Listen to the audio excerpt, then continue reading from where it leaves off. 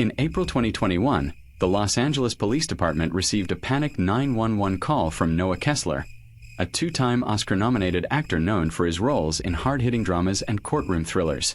His voice shook as he pleaded with dispatchers to send officers to a secluded estate in Laurel Canyon, claiming that a young woman was being held against her will. When officers arrived, they found 21-year-old Kelsey Durant in a windowless guest house at the back of the property. She was barefoot, dehydrated, bruised, and visibly traumatized. Her clothes were torn, and her wrists bore faint red marks where restraints had once been. She was barely able to speak. The only words she could utter were, "He watched." Kelsey's story wasn't immediately clear, but as pieces fell into place, so did a deeply disturbing portrait of neglect, exploitation, and silent suffering. Her parents were wealthy, successful entrepreneurs based in Chicago. Busy with international ventures, they had long considered their daughter emotionally unstable, needy, and a distraction from their thriving lifestyle. At 18, Kelsey had been sent off to California under the pretense of starting college. Her parents gave her a stipend and minimal contact. When she dropped out a year later, overwhelmed and emotionally fragile, she reached out for help. Her calls were ignored, and her concerns dismissed as drama.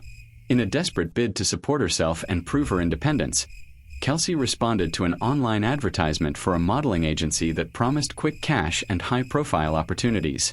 What she didn't realize was that the so-called agency was part of an elaborate front, a human trafficking network masquerading as a talent development firm. By the time she realized what she had entered into, it was too late. Her identification documents were taken, her phone monitored, and her money controlled. She was moved between upscale homes in Southern California, attending private parties, and performing for exclusive clients. The more she protested, the more tightly she was controlled. Kelsey eventually ended up in the Laurel Canyon estate. Isolated from the outside world, she was surveilled through ceiling-mounted cameras, drugged intermittently, and psychologically manipulated into believing she had no way out. Enter Noah Kessler. Noah first met Kelsey 2 years earlier at a charity fundraiser.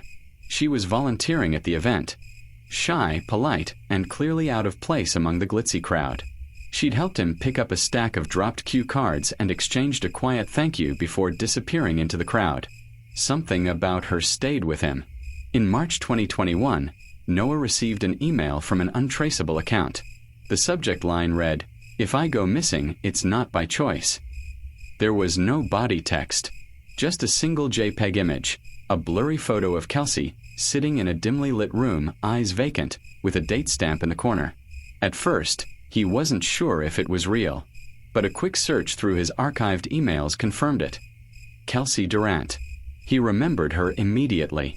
That same night, he contacted the police, but they needed more than a cryptic email to act. Noah, frustrated, used his own resources to hire a private investigator. The PI tracked the IP metadata to an estate in Laurel Canyon owned by Jade Wolf Media, a company with no website, no phone number, and a paper trail that ended in an offshore account. Noah personally drove to the estate several times, posing as a delivery driver to get access to the grounds. On the third visit, he heard a faint tapping noise from a side building. It was rhythmic like Morse code. He knew he had to act. The 911 call was placed on April 11th, and within 30 minutes, police broke into the guest house. Kelsey was found chained to a radiator, her body curled into a fetal position, lips trembling. The conditions inside were grim. A mattress on the floor, food trays with spoiled leftovers, and 3 hidden cameras pointed at the bed.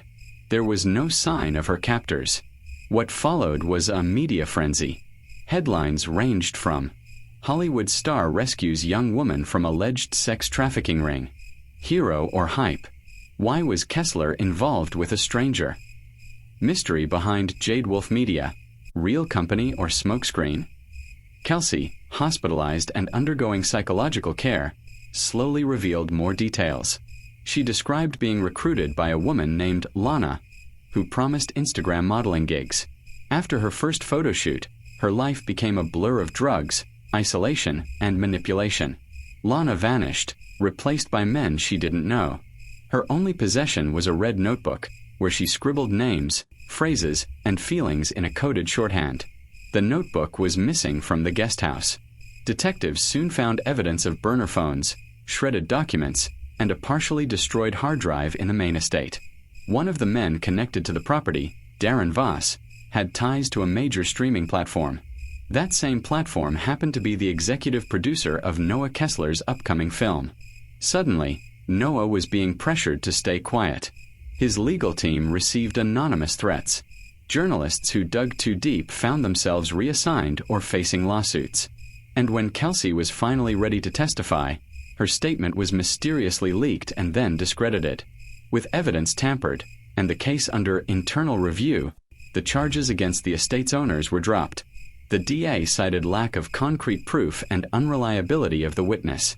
Kelsey was offered a private settlement through a third-party foundation. She refused. Noah, equally disgusted, pulled out of his film deal and funded a private legal team to build a civil case. He started a foundation in Kelsey's name to provide support for survivors of trafficking who were failed by the system. The public slowly moved on, distracted by newer headlines. But Kelsey didn't forget. She kept fighting, writing, and speaking. Her voice, once muted, became a weapon. As for Noah, he lost roles. Endorsements disappeared. But he says he gained something else.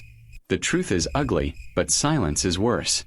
I saw someone about to disappear forever, and I couldn't look away. The system may have failed her. Her parents did. The industry tried to bury it. But someone saw her. And this time she lived to tell the story.